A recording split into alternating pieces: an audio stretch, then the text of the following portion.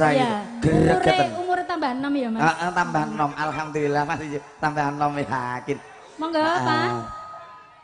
Monggo Mas Agus. Iki Pak Gepeng kok aku mbudi kok. Sinten? Pak Gepeng. Pak Gepeng. Ayo ya. Monggo dipun tenggo. Juga tentunya buat para among rawuh yang di depan sana. Bersama Samudro Lala Campur Sari. Rondo Kempling.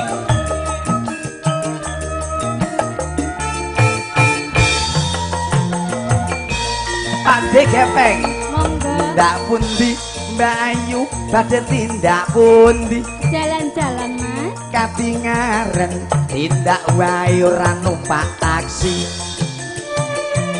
Dhewean apa ora wedi timbangan nggur kula gelem ngancane.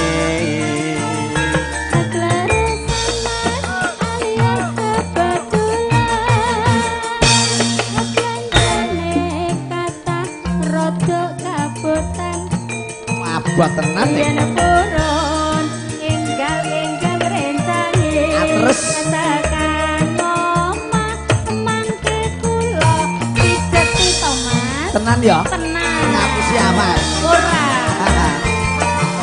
monggo Pak kowe topel olakan ngomongan niki blonjo napa Mbak Yu badhe pindahan nah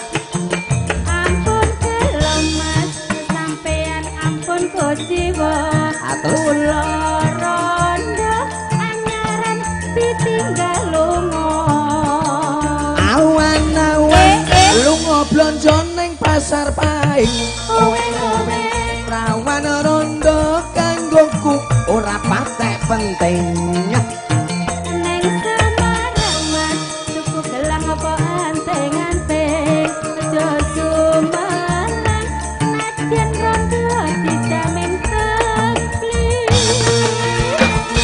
lho Mas pondok lah kok ngerti ngerti kok ngono lho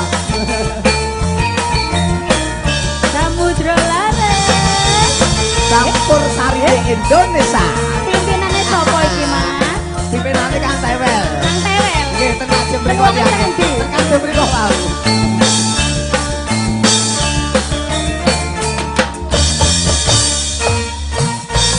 Mbak pundi Mbak Ayu badhe tindak pundi katingaren tindak wae ora numpak taksi dhewean apa ora wedi timbangan kula gelem ngancani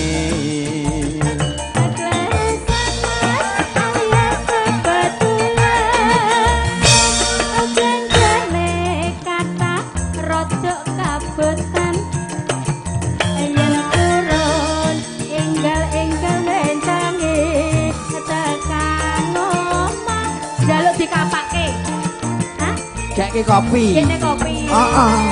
Tapi yo sing legi. Tepae yo Mas. Wah, lama. Sampe ngerti aku manis lho. Kowe etope olagan golek momongan. Niki blonjo napa Mbak Yu badhe pindahan. Ampun kelem Mas, sampeyan ampun kudiwa. Kula rondo anyaran ditinggal lunga. Awan-awan lunga blonjo ning pasar paing